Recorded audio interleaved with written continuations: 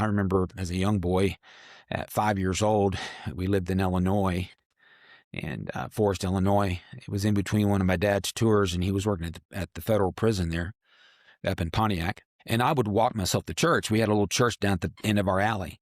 And so Dad worked nights, and so Mom, they would sleep in.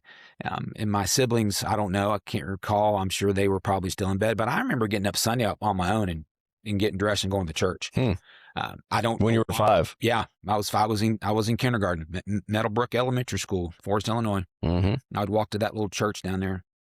And so I don't know. I just had an affinity for church. I can't explain that part, but I just did. Mm-hmm. So growing up, I was really active in the church until high school. And football was my whole life.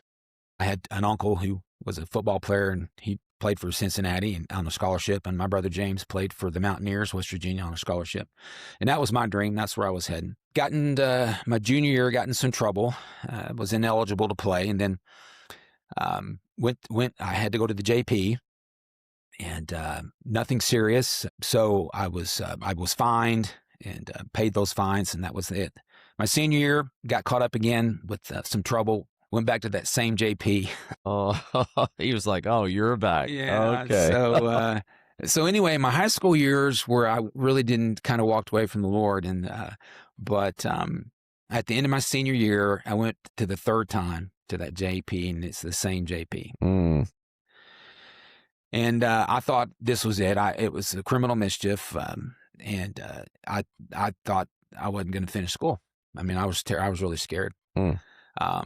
And so he was talking to the bailiff, and they were back and forth, and I didn't know what was going on. I was there by myself.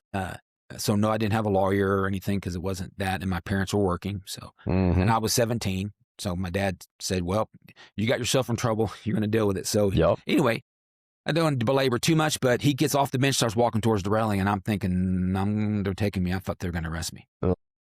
And he reaches across the railing, and he said, "Mr. Tackett." He stuck his hand out like he's going to shake my hand. So I reached up, shook his hand, and he said, "If you're man enough to shake my hand, I'm man enough to give you a second chance."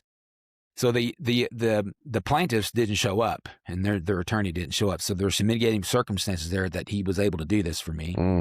And as I reached up to grab his hand, he pulled me in pretty close.